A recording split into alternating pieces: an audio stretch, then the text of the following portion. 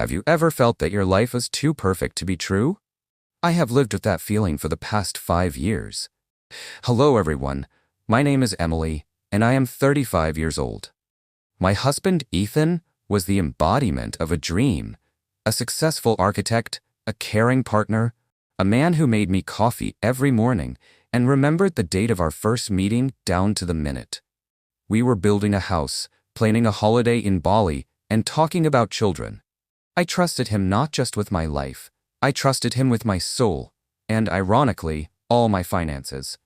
Everything fell apart on a normal Tuesday. You know how in films the characters find someone else's knickers or lipstick? Mine was worse. I found an old push-button phone, not a smartphone, but a cheap dialer taped up with duct tape, hidden in a ventilation shaft behind a wardrobe when I decided to do a thorough cleaning. At first, I thought it was some rubbish left behind by the previous owners of the flat. But when I pressed the power button, the screen lit up. The battery was charged. My hands trembled. Why would my husband, who has the latest iPhone and MacBook, need this piece of plastic from 2005? The phone was locked, but intuition, terrible feeling in my stomach, told me the code. 0408, the date of his mother's death. The phone unlocked. There were no messages from mistresses, no intimate photos. There was only one app, a calendar, and in it were dates marked. Dozens of dates for the year ahead. And each one was labeled with a single word: gathering. I stood in the middle of the bedroom, clutching the phone, and felt the floor slip away from under my feet. At that moment, the front door lock buzzed. Ethan had come home early. I managed to slip the phone into my dressing gown pocket, a second before he entered the room with his trademark smile. "Hi, sweetheart, I bought your favorite cakes." If I had known then that this man was not who he claimed to be, I would have run away without looking back. But I stayed. And that was the beginning of the end of my old life.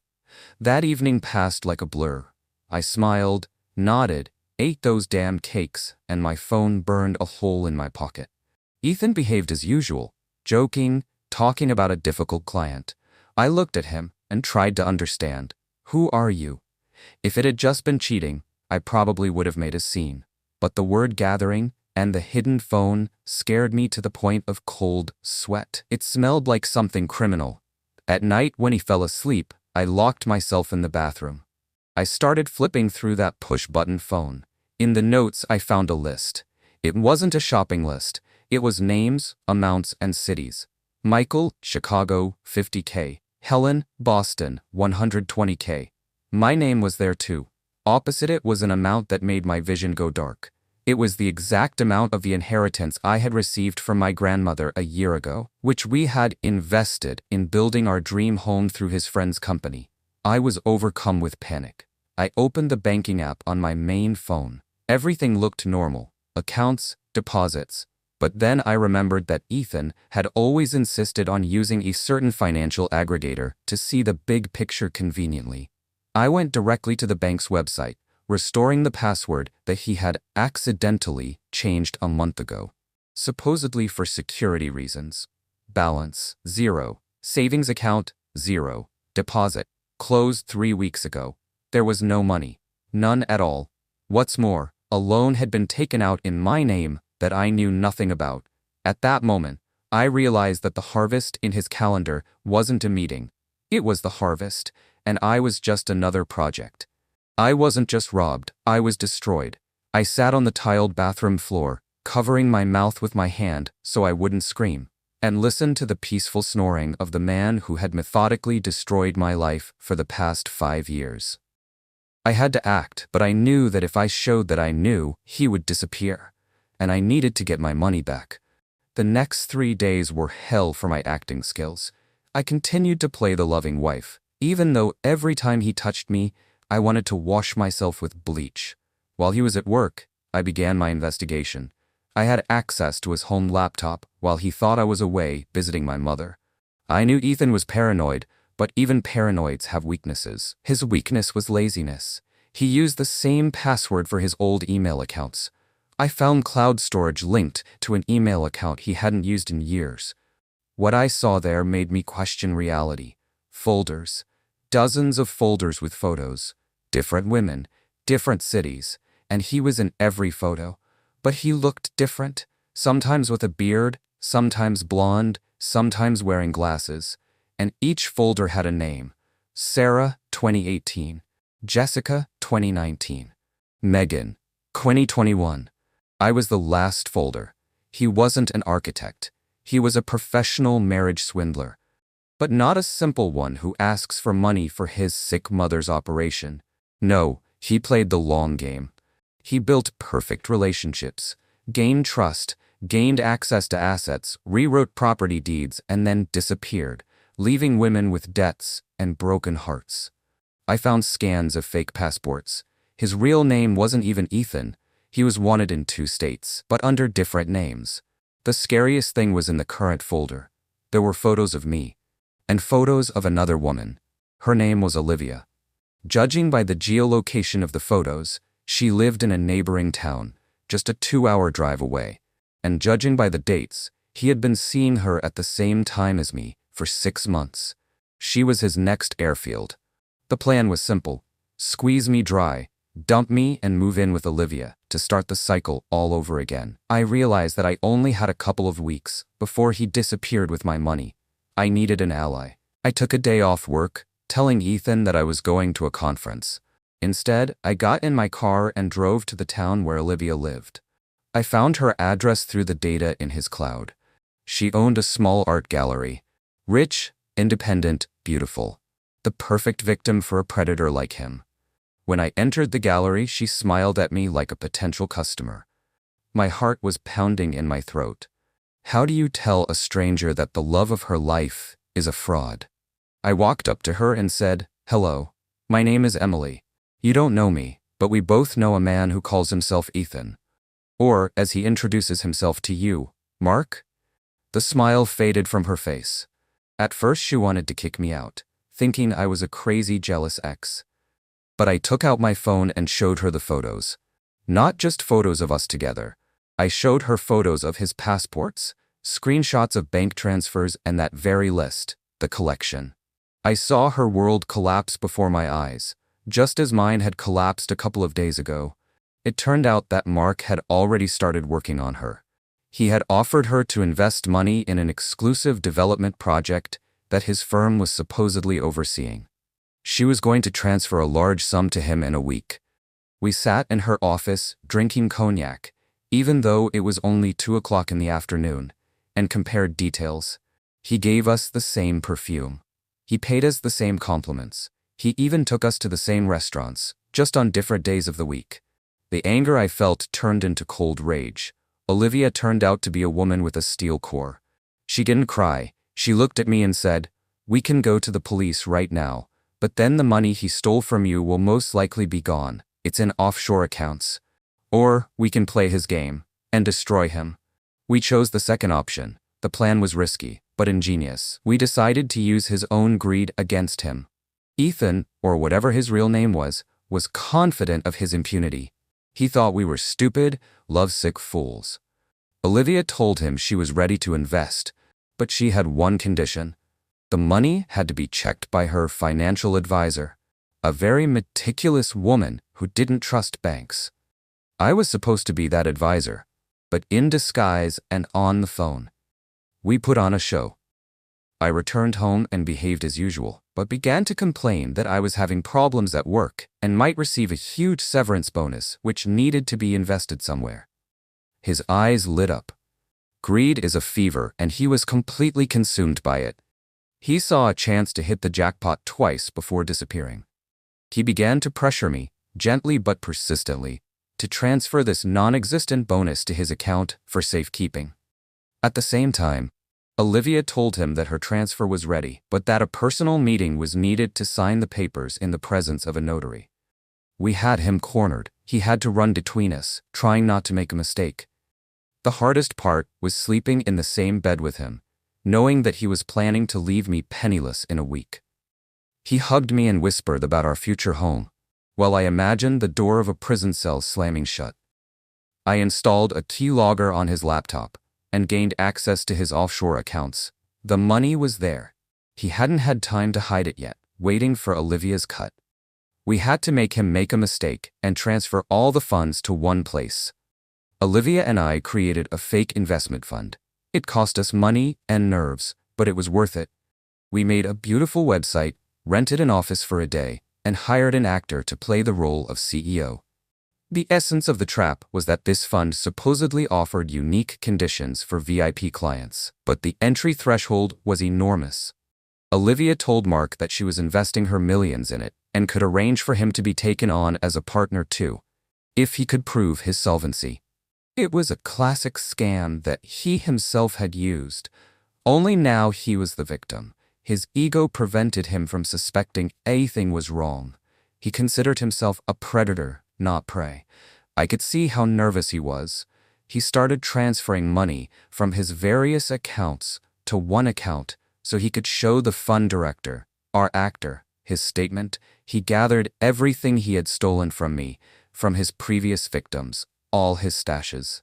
He wanted to impress Olivia and this fund so he could then cheat everyone and run away with even more money.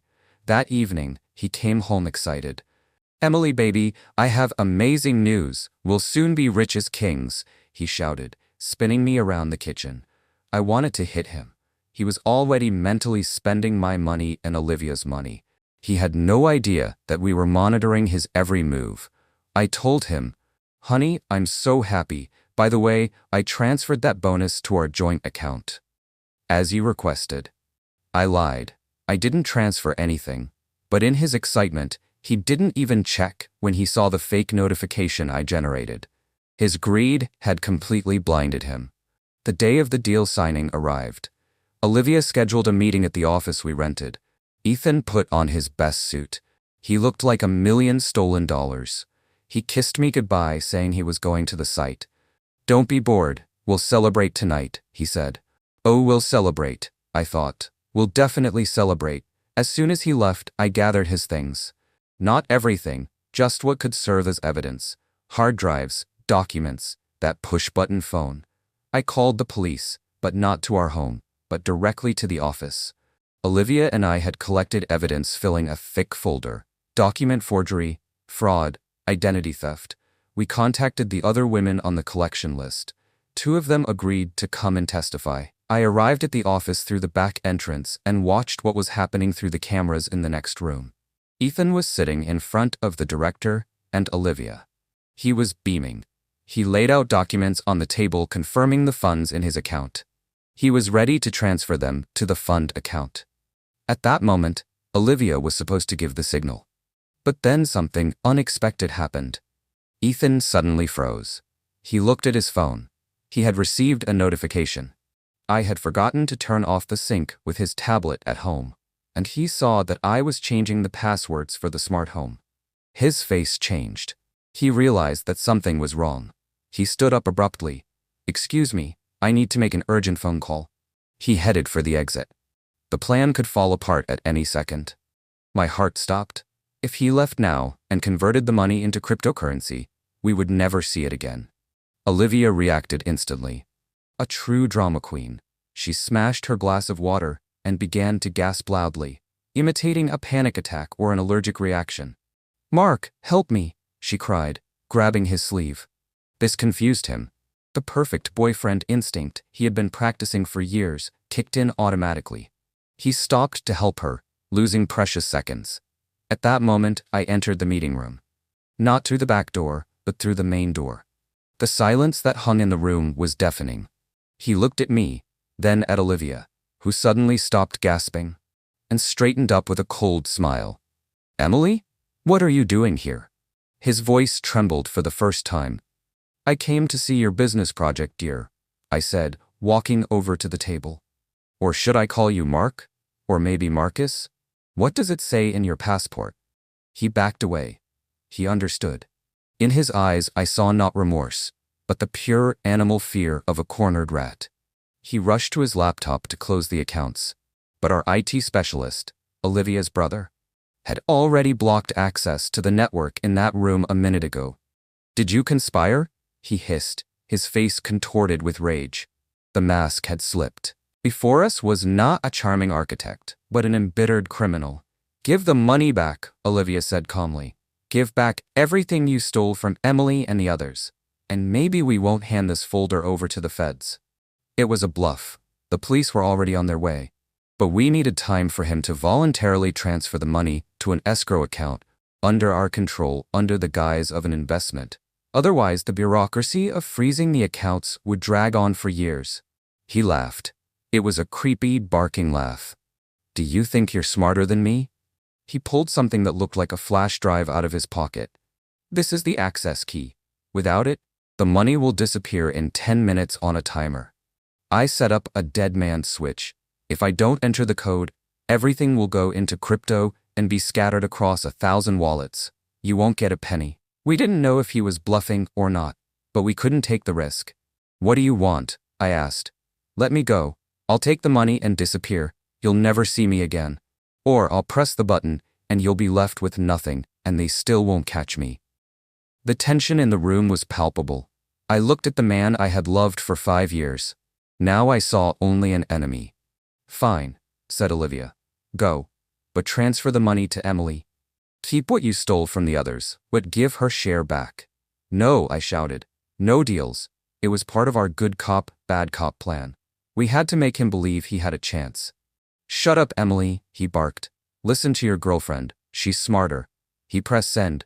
That's it, he said, closing his laptop. The money's gone. Now step away from the door. He moved towards the exit, confident of his victory. He thought he would now go out, get in his car, and disappear, with a round sum in his account.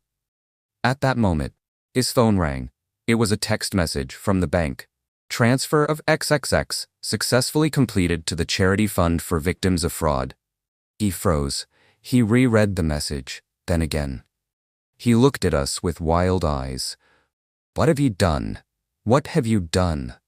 We just tweaked the details a little, Olivia smiled. Technically, you donated everything you stole to a good cause. We don't have the money, neither do you. It's been frozen by the bank until the circumstances are clarified, as the amount is suspiciously large.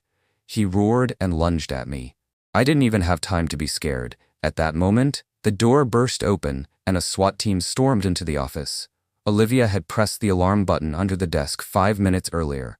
They pinned him face down on the floor. He yelled, cursed us, squealed like a pig. When they lifted him up, he looked me in the eyes. There was so much hatred in that look that it made me shudder. You're nothing without me, he shouted. You were a gray mouse. I gave you life. You taught me a lesson. I replied quietly as the handcuffs clicked around his wrists. The police led him away. The room fell silent. Olivia and I looked at each other and without saying a word, collapsed into chairs. The adrenaline wore off and I was overcome with tremors. We did it. We didn't just catch him, we broke him. The trial was long and high profile. The story made the newspapers. It turned out that there were more than 20 victims across the country. Olivia and my trap. Scheme was on the edge of the law, but a good lawyer proved that we acted in a state of extreme necessity, and most importantly, that we did not embezzle the money. The money was returned to its rightful owners, although the process took almost a year. Ethan, whose real name turned out to be Marcus, yes, he was a professional with a rich criminal past, received 15 years in prison for large-scale fraud, document forgery, and identity theft. He remained silent in court. Only once did he glance towards the gallery where we, his exes, were sitting.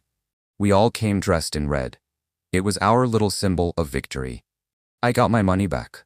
Not all of it. Some of it went to lawyers and debts he had incurred in my name, but I kept the house. I sold the house we had built together. I couldn't live there. Too many ghosts. I bought a small flat in another neighborhood and started my life over. The hardest part wasn't getting my money back. The hardest part was regaining my faith in people. For the first 6 months, I flinched at every phone call. I checked the locks 5 times a night. I couldn't look at men. Everyone seemed like a potential liar to me. But therapy and Olivia's support helped. Yes, Olivia and I became friends. It's a strange friendship, forged by shared trauma and criminal drama, but it's the most honest friendship I've ever had. 2 years have passed. I've started dating again. It's not easy. On a first date, I no longer look at what kind of shoes a guy is wearing or how he jokes. I look to see if he's hiding his phone screen down. I'm no longer that naive girl who believes in fairy tales about perfect princes. I know that everyone has skeletons in their closet.